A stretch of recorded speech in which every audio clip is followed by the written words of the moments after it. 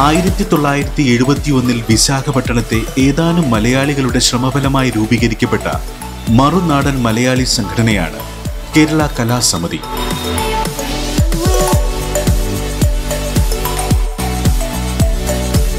ഏകദേശം 1500ഓളം കുടുംബാംഗങ്ങളുള്ള ഈ സംഘടനയ്ക്ക് നിലവിൽ നഗരമധ്യത്തിൽ തന്നെ 3/4 ഏക്കറോളം സ്ഥലവും അതിൽ മനോഹരമായൊരു AC ഓഡിറ്റോറിയവും സ്വന്തമായുണ്ട്.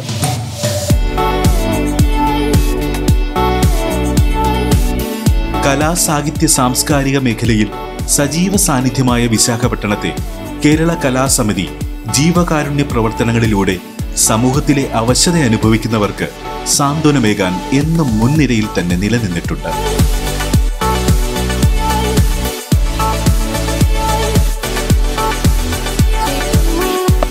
ഇക്കഴിഞ്ഞ ഓഗസ്റ്റിൽ കേരളത്തെ കണ്ണീരണിയിച്ച മഹാപ്രളയത്തിന്റെ അടിയന്തര സാഹചര്യത്തിൽ 30 ലക്ഷം രൂപയുടെ അവശ്യ സാധനങ്ങൾ ശേഖരിച്ച് ആലപ്പുഴയിലും തൃശൂരും വിതരണം നടത്തിയത് കൂടാതെ 47 ലക്ഷം രൂപയോളം നേരിട്ടും അല്ലാതെയും മുഖ്യമന്ത്രിയുടെ ദുരിതാശ്വാസ നിധിയിലേക്ക് കേരള കലാസമിതി സംഭാവന ചെയ്യുകയുണ്ടായി.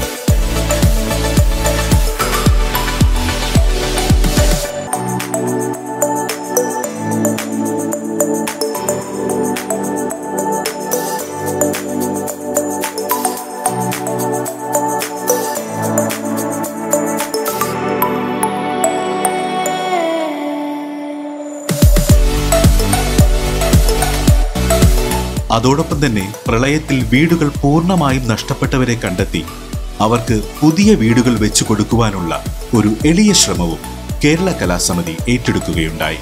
ഹൃദയപൂർവ്വം എന്ന് നാമകരണം ചെയ്യപ്പെട്ട ഈ പദ്ധതിയിലൂടെ ഓരോ വീടും 5 ലക്ഷം രൂപ ചെലവിൽ 2 കിടപ്പുമുറികളും ഹാൾ, അടുക്കള, ടോയ്ലറ്റ്, സിറ്റ് ഔട്ട് എന്നീ സൗകര്യങ്ങളോടെ 4 വീടുകളാണ് കേരള കലാസമിതി നിർമ്മിച്ചൊരുക്കിയത്.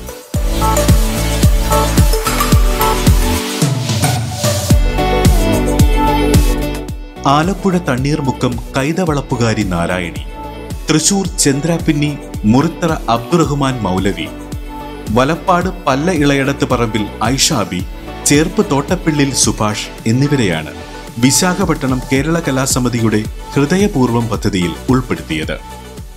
ഇദ്ദേഹമാണ് ശ്രീ മുറിത്തറ അബ്ദു മൗലവി. വിശാഖപട്ടണം കേരള കലാസമിതിയുടെ 4 വീടുകളിൽ ഒരു വീടിന് അർഹനായ വ്യക്തിയാണ് ഇദ്ദേഹം. ഈ വീട്ടിൽ ഇവർക്ക് എല്ലാവിധ ഐശ്വര്യങ്ങളും ഉണ്ടാകട്ടെ, എല്ലാ സൗഭാഗ്യങ്ങളും ഉണ്ടാകട്ടെ എന്ന് കേരള കലാസമിതി ആത്മാർത്ഥമായി പ്രാർത്ഥിക്കുന്നു, ആശംസിക്കുന്നു. ഈ വീടുകളുടെ താക്കോൽദാനം 2019 മാർച്ച് 31 തൃശൂർ പൂരം ഇന്റർനാഷണൽ ഹോട്ടലിൽ വെച്ച് നടന്ന ചടങ്ങിൽ കേരള ഹൈക്കോടതി ജഡ്ജി ശ്രീ B. സുധീന്ദ്രകുമാറാണ് നിർവഹിച്ചത്. Thrissur sub collector Premkrishnan IAS, Idathuruthy panchayat president Baina Pradeep എന്നിവർ ആശംസകൾ നേർന്നു. കേരള കലാസമിതി വളരണം നാൾക്കുനാൾ, കലയുടെ കാൽത്തളനാദം കേട്ടുണരുന്ന കൈരളി പൊന്നുണ്ണി മക്കൾ നമ്മൾ. സാമൂഹ്യ സാംസ്കാരിക ധാർമ്മിക മണ്ഡലങ്ങളിൽ എന്നും എല്ലാ പ്രവാസി മലയാളി സംഘടനയ്ക്കും മാതൃകയായി പ്രവർത്തിച്ചുകൊണ്ടിരിക്കുന്ന വിശാഖപട്ടണം കേരള കലാസമിതി ഇത്രയും വലിയൊരു ഉദ്യമം ഏറ്റെടുക്കുന്നത് ഈ 50 വർഷത്തെ ചരിത്രത്തിൽ ആദ്യമായിട്ടായിരിക്കും. അതിന് നാട്ടിൽ ഞങ്ങളുടെ നാടെന്ന് പറയുമ്പോൾ ഞങ്ങൾക്കത് വിശാഖപട്ടണം തന്നെയാണ്.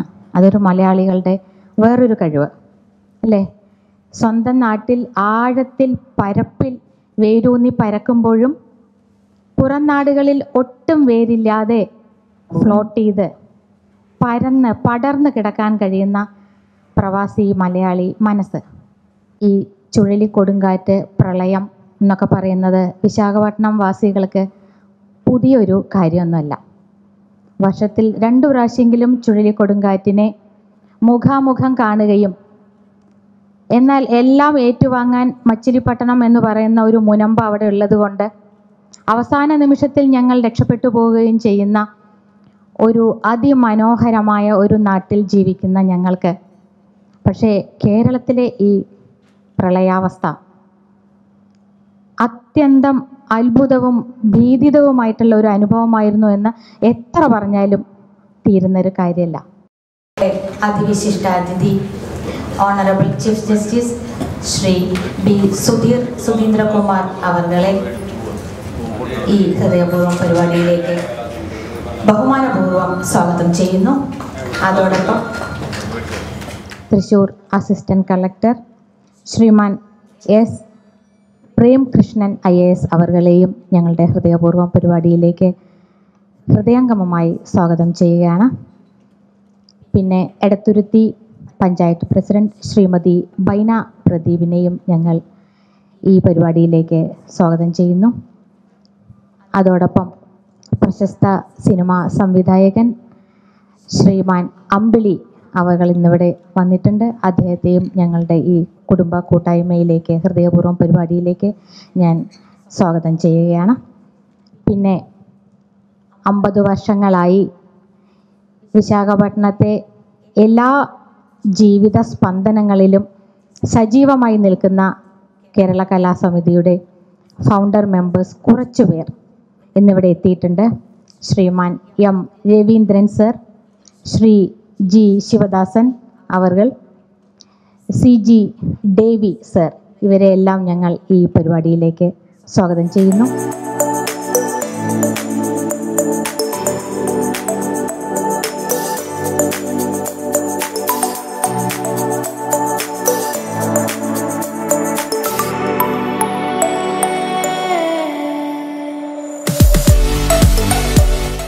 വീട് ദാനം ചെയ്യുക എന്ന് പറയുമ്പോൾ ഞാൻ ഈ പ്രോസസ്സ് തുടങ്ങിയപ്പം മുതൽ ഓരോരോ വ്യക്തികളുമായിട്ട് ഇന്ന കാര്യങ്ങൾ ഞങ്ങൾ ചെയ്തു പോകുന്നു എന്ന് പറയുമ്പോൾ അവരിൽ നിന്നുണ്ടായ ഒരു പോസിറ്റീവ് റെസ്പോൺസ്.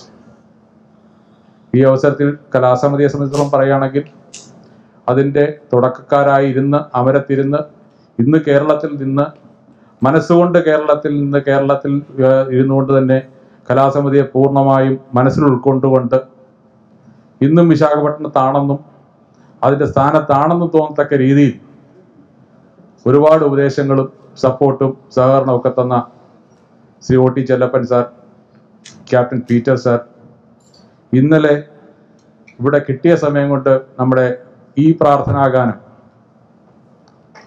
കേരള കലാസമിതിക്ക് വേണ്ടി എഴുതിയ കിഷൻ സാർ, അദ്ദേഹത്തെ നേരിട്ട് വീട്ടിൽ പോയി കണ്ടിരുന്നു ഞങ്ങൾ എല്ലാവരും കൂടി. ആരോഗ്യം വളരെ മോശമാണ് അദ്ദേഹത്തിൻ്റെ. അപ്പോൾ ഇതെല്ലാം കിട്ടിയ ഒരു ഇൻസ്പിറേഷൻ, പിന്നെ ഇവിടെ നേരത്തെ പ്രതിപാദിച്ച ചന്ദ്രാപ്പിനി കൂട്ടായ്മ, ഞങ്ങളുടെ വിശാഖപട്ടണത്തെ ഓരോരോ വ്യക്തിത്വങ്ങളെയും ഇതിനകത്ത് എത്രമാത്രം ഇൻവോൾവ് ഉണ്ടായിരുന്നു എന്നുള്ളത് ഒരു പക്ഷേ ഇന്നിവിടെ വീഡിയോ കണ്ട ഞങ്ങളുടെ വിശാഖപട്ടണത്തെ മെമ്പേഴ്സ് പോലും ആലോചിക്കുന്നുണ്ടാകും.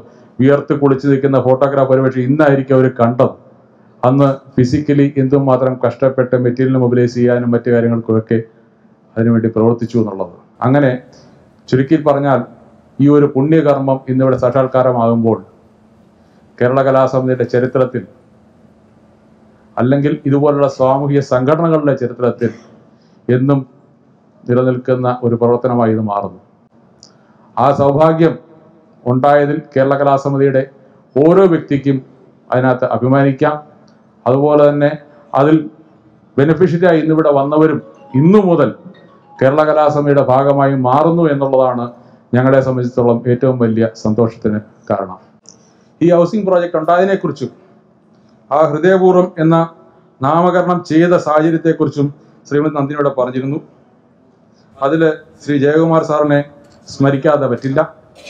അദ്ദേഹം തന്ന ഒരു ഇൻസ്പിറേഷൻ, അദ്ദേഹം ഒരു 40 മിനിറ്റ് വിശാഖപട്ടണത്തിൽ ഞങ്ങളുടെ ഹൃദയപൂർവ്വം പ്രോഗ്രാമിൽ പങ്കെടുത്തപ്പോൾ ഞങ്ങൾക്ക് തന്ന ആ ഒരു സ്പീച്ച് അതിനകത്തുണ്ട് ഉൾക്കൊള്ളുന്നത്. അതായത് ഇന്ന് കേരളത്തിലെ 1/3 കുട്ടികളെ നോക്കിക്കഴിഞ്ഞാൽ അവരെല്ലാവരും ഫിംഗർ ടിപ്സിലാണ്, മൊബൈലുമായി കുത്തിയിരുന്ന് കളിക്കുന്ന കുട്ടികളെ മാത്രമേ കണ്ടിട്ടുള്ളൂ. പക്ഷെ അദ്ദേഹം പറഞ്ഞത് ആ കുട്ടികളെ നിങ്ങൾക്ക് നെഞ്ചോട് ചേർത്ത് പിടിക്കാം, ആ കുട്ടികളെ നിങ്ങൾക്ക് ആശ്ലേഷിക്കാം. കാരണം ഒരു എത്തും കയവും ഇല്ലാത്ത വെള്ളത്തിലോട്ട് എന്താണ് താഴെ എന്നറിയാതെ ആ ചാടിയ യുവത്വങ്ങൾ, ഒരുപക്ഷെ അവരുടെ അറിവില്ലായ്മയാണോ ധൈര്യം കൂടുതൽ കൊണ്ടാണോ, പക്ഷെ എന്തുകൊണ്ടാണെങ്കിലും അവരുടെ എല്ലാം പ്രവർത്തനങ്ങൾ ഇവിടെ നേരത്തെ കാട്ടിയ പോലെ ഫിഷർമാൻ ആയിക്കോട്ടെ, നേവി ആയിക്കോട്ടെ, ആർമി ആയിക്കോട്ടെ, മറ്റ് റാപ്പിഡ് ഫോഴ്സ് ആയിക്കോട്ടെ, അവരൊക്കെ ട്രെയിൻഡ് ടീമുകളാണ്, വലിയ സമ്പത്തുള്ളവരാണ്. പക്ഷെ അവരിൽ നിന്നൊക്കെ വിപരീതമായിട്ട് ഇതിലേക്ക് എടുത്ത് ചാടി എല്ലാ റെസ്ക്യൂ ഓപ്പറേഷനിലും മുന്നിൽ നിന്ന ആ യുവ ടീമുകളെ ഒരിക്കലും മറക്കാൻ പറ്റത്തില്ല. അപ്പോൾ അങ്ങനെയുള്ള ഒരു ടീമും ഇതിൻ്റെ പുറകിൽ പ്രവർത്തിച്ചിട്ടുണ്ട്.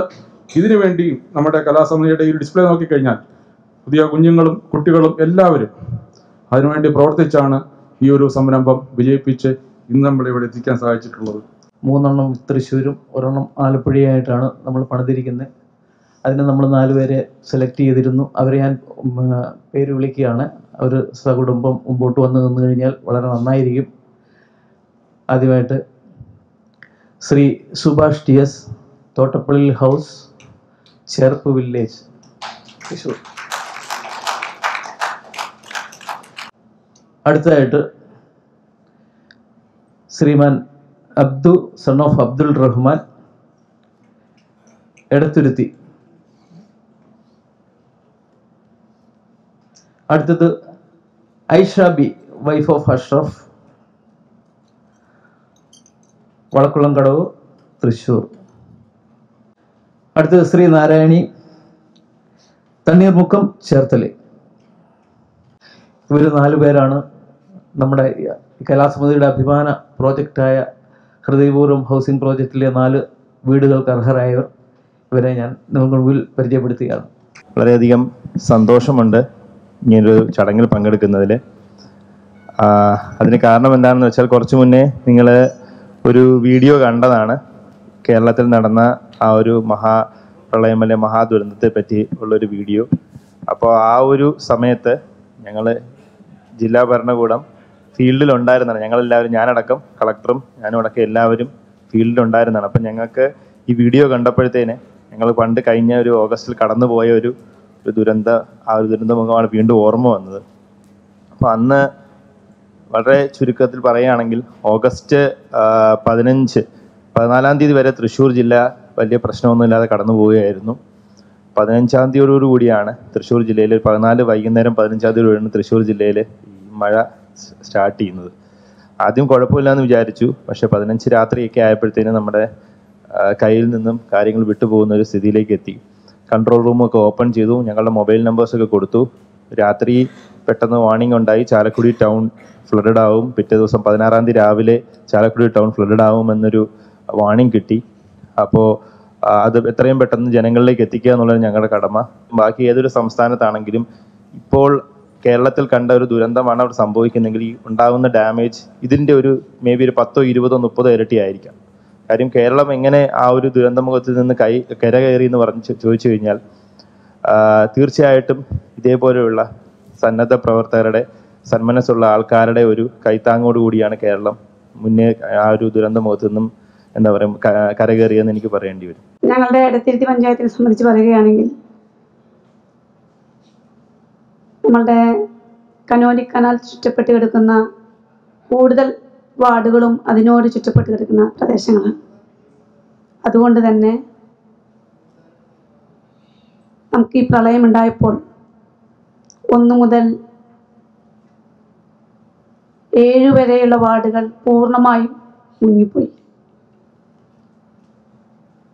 ഒരു വല്ലാത്തൊരവസ്ഥ തന്നെയായിരുന്നു. അതിൽ നിന്നെല്ലാം ഞങ്ങൾ അതിനെല്ലാം അതിജീവിച്ച് കഴിഞ്ഞു. പക്ഷേ എങ്കിലും വീടുകൾ ഇവിടെ ഡെപ്യൂട്ടി കളക്ടർ പറഞ്ഞതുപോലെ തന്നെ, അസിസ്റ്റന്റ് കളക്ടർ പറഞ്ഞതുപോലെ തന്നെ ആ സമയത്ത് നമുക്ക് പല ഭാഗത്തു നിന്നുള്ള സഹായങ്ങൾ ലഭിച്ചുകൊണ്ട് ക്യാമ്പുകളിൽ എല്ലാവർക്കും ഭക്ഷണമായാലും വസ്ത്രമായാലും എന്തിനും സഹായങ്ങൾ ഒരുപാട് പേരെത്തിയിട്ടുണ്ടായിരുന്നു. അങ്ങനെ ഒരു സമയത്ത് തന്നെയാണ് ഇവിടെ നമ്മുടെ ഹൈദരാബാദിൽ നിന്നുള്ള നമ്മുടെ കേരള കലാസമിതിയുടെ തന്നെ ആയിട്ട് നമ്മുടെ സതീഷ് സാർ നമ്മളുടെ എൻ്റെ ചന്ദ്രാപിന്നി കൂട്ടായ്മക്കാരുമായി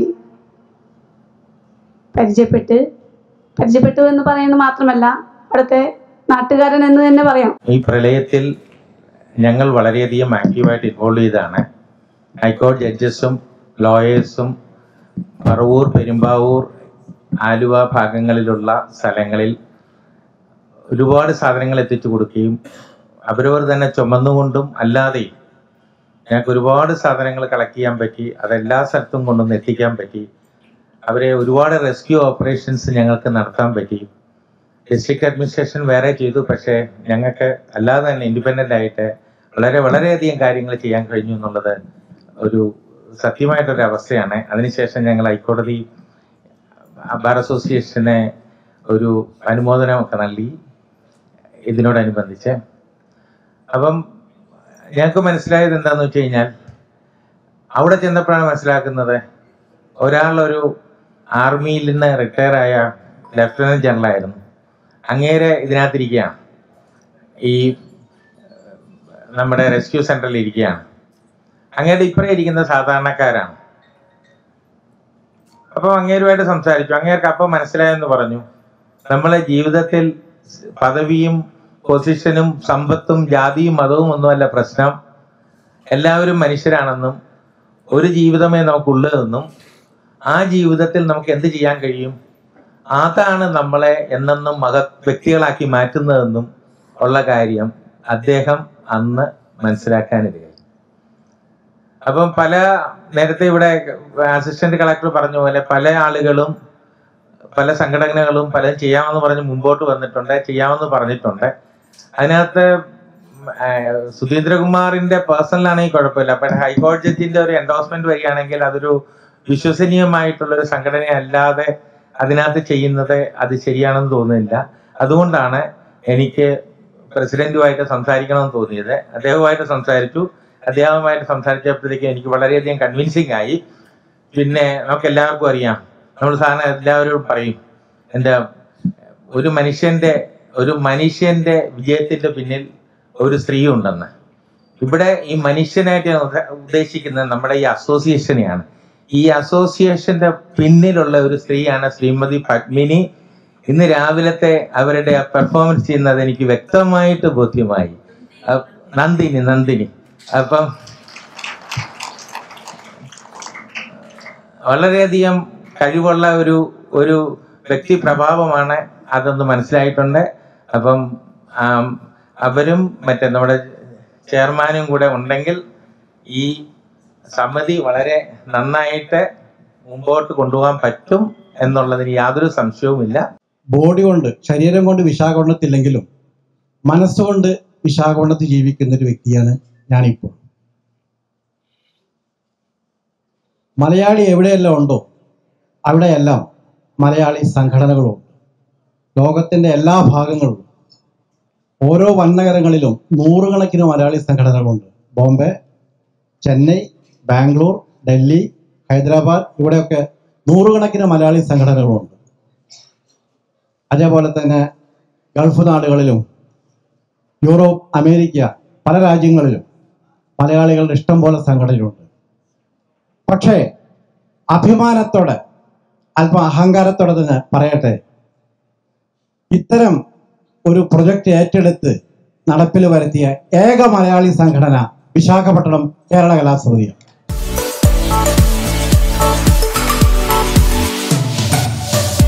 ഈ വീടുകളുടെ നിർമ്മാണത്തിന് സാങ്കേതിക സഹായവും സഹകരണവും നൽകിയ എന്റെ ചന്ദ്രാപിന്നി ഫേസ്ബുക്ക് കൂട്ടായ്മയുടെ പ്രവർത്തകരെയും സേവന മനസ്ഥിതിയോടെ നിർമ്മാണം ഏറ്റെടുത്ത കോൺട്രാക്ടർ ശ്രീ അൻസാറിനെയും കേരള കലാസമിതി ആദരിച്ചു.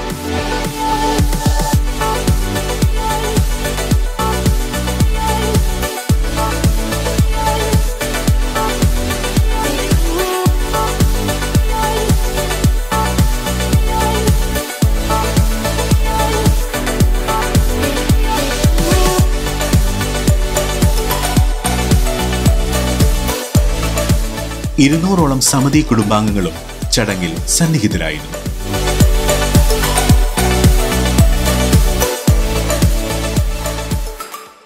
വിശാഖപട്ടണത്തെ മലയാളികളുടെ സാഹിത്യ അഭിരുചികളെ പ്രോത്സാഹിപ്പിക്കാനായി ഏകദേശം 10 വർഷം മുമ്പ് തുടങ്ങിയ ഒരു ത്രൈമാസികയാണ് കലാകേരളം. 2015 ഇന്ത്യയിലെ ഏറ്റവും നല്ല മലയാള സമാജത്തിനുള്ള അക്ഷയ പുരസ്കാരം ലഭിക്കുവാൻ കാരണമായത് ഈ സാംസ്കാരിക മാസികയാണ്.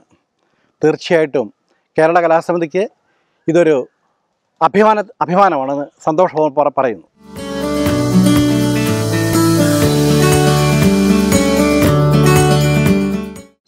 കേരള കലാസമിതി 50ാം വാർഷികം ആഘോഷിക്കാൻ തയ്യാറായി നിൽക്കുന്ന ഈ വേളയിൽ കേരള കലാസമിതിയുടെ പ്രസിഡന്റ് എന്ന നിലയ്ക്ക് എന്താണ് പറയാനുള്ളത്? കേരള കലാസമിതിയെ സംബന്ധിച്ചിടത്തോളം ഇത് 50 വർഷം ആഘോഷിക്കാൻ പോകുന്നൊരു ചടങ്ങിൽ മറ്റ് സംഘടനകളിൽ നിന്നും വ്യത്യസ്തമായിട്ട് അത് ഒരു ജീവകാരുണ്യ പ്രവർത്തനത്തിലോട്ട് കാലെടുത്ത് വെച്ചിരിക്കുന്ന ഒരു വർഷമാണിത്. ഈ വർഷം പ്രത്യേകിച്ച് കേരളം ദുഃഖത്തിലാഴ്ത്തി കൊണ്ടുപോയ പ്രളയക്കെടുതിയോടനുബന്ധിച്ച് 4 വീടുകൾ ഇപ്പം നിർമ്മിച്ചു കൊടുത്തു കഴിഞ്ഞു. അതുകൂടാതെ പ്രളയ സമയങ്ങളിൽ സാമ്പത്തികവും മെറ്റീരിയലിസ്റ്റിക്കുമായിട്ടുള്ള ഒരുപാട് സപ്പോർട്ടോട് കേരളത്തിന് സാധിച്ചിട്ടുണ്ട്. തുടർന്നും ഇങ്ങനെയുള്ള പ്രവർത്തനങ്ങളായിട്ട് മുമ്പോട്ട് പോകുമെന്ന് പ്രതീക്ഷിക്കുന്നു. അതിന് ഞങ്ങൾ ഹൃദയപൂർവ്വം എന്നൊരു പദ്ധതി തന്നെ തയ്യാറാക്കി എടുത്തിട്ടുണ്ട്. അതിൻ്റെ ആദ്യത്തെ ചടങ്ങ് വളരെ വിജയകരമായി കംപ്ലീറ്റ് ചെയ്തിരിക്കുകയാണ്. മുന്നോട്ട് എല്ലാവരുടെയും സഹകരണത്തോടുകൂടി നല്ല വിജയത്തിലേക്ക് വീണ്ടും പോകാൻ സാധിക്കും എന്നുള്ള പ്രതീക്ഷയാണ്. ഹൃദയപൂർവ്വം എന്ന പരിപാടി, അതായത് നമ്മുടെ ജന്മനാടിൻ്റെ ദുരന്തം, അതിലൊരു പങ്കാളിയാവാൻ കേരള കലാസമിതി കൂടി ഇറങ്ങിത്തിരിച്ച് ഈ ഹൃദയപൂർവ്വം എന്ന പരിപാടിയിൽ എത്തപ്പെടാനുണ്ടായ സാഹചര്യം എങ്ങനെയാണെന്ന് വിശദീകരിക്കാമോ? കേരളത്തിനെ മൊത്തം നടുക്കിയ ഒരു പ്രളയ ദുരിത സംഘടനത്തിൽ കൂടെയാണ് നമ്മളെല്ലാം കടന്നുപോയത്. മറുനാട്ടിലെ മലയാളികളാണെങ്കിലും നമ്മുടെ നാടിനോടുള്ള സ്നേഹവും ബഹുമാനവും വാത്സല്യവും ഇതൊന്നും മറച്ചു വയ്ക്കാൻ ആരെ കൊണ്ട് സാധിക്കത്തില്ല. അങ്ങനെ നമ്മുടെ മെമ്പർമാരുടെ ആ വികാര പ്രകടനങ്ങളോടുകൂടിയ ആ സ്നേഹം, പിന്നെ എന്നും മലയാളികളെ സ്നേഹിച്ച വിശാഖപട്ടണത്തെ മറ്റ് ഭാഷ സംസാരിക്കുന്ന നല്ലവരായ ആളുകൾ എല്ലാവരുടെയും കൂടെ കൂട്ടായ്മ ആയപ്പോൾ അതൊരു വലിയൊരു പ്രചോദനമായി മാറി, ഒരു തരംഗമായി മാറി. അങ്ങനെ അന്നത്തെ ഓണം ക്യാൻസൽ ചെയ്ത് ഒരു ചെറിയ ഒരു സോളിഡാരിറ്റി ഡേ തുടങ്ങിയ ഹൃദയപൂർവ്വം എന്ന പദ്ധതി അത് ഇന്ന് എത്തിയിരിക്കുന്നത് കലാസമിതിയുടെ ഒരു ഫ്ലാഗ് പ്രോഗ്രാമായിട്ട് ഒരു ഭവനരഹിതർക്ക് ഒരു വീട് എന്ന് വേണമെങ്കിൽ നമുക്ക് ഇന്ന് വായിച്ചെടുക്കാവുന്ന രീതിയിലേക്ക് വളർത്തിയെടുക്കാൻ സാധിച്ചു എന്നുള്ളതാണ് എൻ്റെ വിശ്വാസം. സർ, ഇത് സാധാരണ വിശാഖപട്ടണത്ത് ഈ ചുഴലിക്കൊടുങ്കാറ്റുകളൊക്കെ അതൊരു പ്രത്യേക ഏരിയ മാത്രം ബേസ് ചെയ്തിട്ട് നടക്കുന്ന കാര്യങ്ങളാണ്. പക്ഷെ അതിൽ നിന്ന് വ്യത്യസ്തമായിട്ട് കേരളം എന്ന സംസ്ഥാനം മൊത്തം ദുരന്തം വിധിച്ച ഒന്നാണ് ഈ പ്രളയം. അപ്പോൾ ഈ പ്രളയത്തിൽ ഈ ഹൃദയപൂർവ്വം എന്ന ഈ പരിപാടി അത് പ്രത്യേകമായി തൃശ്ശൂരിൽ തന്നെ ഫോക്കസ് ചെയ്യാനുണ്ടായ സാഹചര്യം എന്താണ്? കലാസമിതിയുടെ പ്രവർത്തനത്തിൽ മുൻ നേതൃത്വത്തിലിരുന്ന ആളുകൾ ചെയ്തതിൻ്റെ തുടർച്ചയായിട്ട് വേണമെങ്കിൽ ഇതിനെ വായിക്കാം. ഒരിക്കലും കേരളത്തിൽ എന്ന് മാത്രമല്ല, ഏത് മനുഷ്യന് ഉണ്ടാകുന്ന വിപത്തിലും അവരുടെ കൂടെ നിൽക്കാൻ മുൻകാലങ്ങളിലും ആകുന്നത് പോലെ ചെയ്തിട്ടുണ്ടെന്ന് ഞാൻ വിശ്വസിക്കുന്നു. ഈ ഭരണസമിതിയുടെ കാലത്ത് പോലും വിശാഖപട്ടണത്തിനപ്പുറത്ത് ശ്രീകാകുളത്ത് വിതച്ച ടിറ്റ്ലിയിൽ കലാസമിതി നല്ലൊരു സേവനം ചെയ്തിട്ടുണ്ട്. നമ്മളെ കൊണ്ടാകുന്ന രീതിയിൽ ഇതിൻ്റെ തുടർച്ചയായിരുന്ന അവസരത്തിലാണെങ്കിലും അത് ചെയ്തിട്ടുണ്ട്. പിന്നെ കേരളത്തിലോട്ട് വരിക എന്ന് പറഞ്ഞാൽ കേരളം എന്ന് പറയുന്നത് എല്ലാവരുടെയും ഹൃദയത്തിൽ പേറി നടക്കുന്ന ഒരു വസ്തുതയാണ്. അപ്പോൾ കേരളത്തിലുണ്ടായത് ഇത് ഒരു അനവസരത്തിൽ അല്ലെങ്കിൽ ഓർക്കാപ്പുറത്ത് ആരും പ്രതീക്ഷിക്കാതായ ഈ 86-ലെ 96-ലെ എന്ന് പറഞ്ഞ് കേട്ടിട്ടുള്ള പ്രളയത്തിൻ്റെ മറ്റൊരു രീതിയിലുള്ള ഒരു അറ്റാക്ക്, അതിൽ നിന്ന് ഉയർത്തെഴുതാൻ നമ്മളെല്ലാവരും കൈകോർത്ത് പിടിച്ചല്ലേ പറ്റുള്ളൂ. അപ്പോൾ ആ ഒരു സാഹചര്യത്തിൽ കേരളത്തിലോട്ടെത്തി. തൃശ്ശൂർ എന്ന് ചോദിച്ചു കഴിഞ്ഞാൽ വീണ്ടും പറയുകയാണെങ്കിൽ കേരള കലാസമിതിയിൽ നിന്ന് വിട്ട് നാട്ടിലോട്ട് വന്നിട്ടുള്ളവർ ഇന്നും മനസ്സുകൊണ്ട് കേരള സമിതിയോട് ചേർന്ന് അവിടെ ജീവിക്കുന്നവരാണ്. അപ്പോൾ അത്തരണത്തിൽ നമ്മുടെ ആൾക്കാർ തൃശ്ശൂർ ഏരിയയിൽ ഉണ്ടായിരുന്നു. എന്നിരുന്നാലും നമ്മൾ മറ്റ് ഏരിയയിൽ ശ്രമിച്ചിരുന്നു. ആലപ്പുഴയിൽ ഒരു വീട് കൊടുക്കുന്നുണ്ട്. അപ്പം 3 എണ്ണമാണ് നമ്മൾ തൃശ്ശൂർ കൊടുക്കുന്നത്. അപ്പോൾ ഒരു നല്ല കൂട്ടായ്മയുടെ ഭാഗമായിട്ട് നമുക്ക് തൃശ്ശൂരിൽ നമ്മുടെ തന്നെ മുൻ മെമ്പറായിരുന്ന സതീഷ് കുമാർ ഉണ്ടായിരുന്നു. അദ്ദേഹവുമായിട്ട് ബന്ധപ്പെട്ട് അവരുടെ ഒരു ചന്ദ്രാപ്പിൻ്റെ കൂട്ടായ്മയുണ്ട്. അവരെല്ലാം മുന്നോട്ട് നമ്മളോട് ചേർന്ന് നിൽക്കാം എന്ന് പറഞ്ഞപ്പോൾ അതൊരു പ്രചോദനമായി. പിന്നെ ഗവൺമെൻറ് മിഷനറി നമുക്ക് സപ്പോർട്ട് കിട്ടിയിട്ടുണ്ട്. ഇതെല്ലാം ചേർത്തുകൊണ്ട് തൃശ്ശൂരിൽ തിരഞ്ഞെടുത്തു, നല്ല അർഹരായവരെ കണ്ടെത്തി നടത്തി. അല്ലാതെ പ്രത്യേകിച്ചൊരു വിഭാഗീയതയുടെ ഭാഗങ്ങളൊന്നുമല്ല. കേരള കലാസമിതി വിശാഖപട്ടണം 1971 സ്ഥാപിതമായ മലയാളികളുടെ ഒരു കൂട്ടായ്മയാണ്. അത് 1974 രജിസ്റ്റർ ചെയ്യുകയും മലയാളികളുടെ സാംസ്കാരിക സാമൂഹ്യ രംഗങ്ങളിൽ വളരെയധികം സംഭാവനകൾ ചെയ്ത ഒരു സംഘടനയാണ്. ഇന്ന് ഏകദേശം ഒരു 1500ഓളം മെമ്പർമാർ അതിന് സ്വന്തമായിട്ടുണ്ട്. പലരും റിട്ടയറായി നാട്ടിൽ വന്നിട്ടുണ്ടെങ്കിലും എല്ലാവരും ഇപ്പോഴും മനസ്സിനോട് ഹൃദയത്തോട് ചേർത്ത് വെച്ചിരിക്കുന്ന ഒരു വലിയൊരു സംഘടനയാണ്. എല്ലാ ഞായറാഴ്ചയും വൈകുന്നേരം 3:30 മുതൽ 4 വരെ കൈരളി പീപ്പിളിൽ അരികെ എൻ കേരളം മറക്കാതെ കാണുക.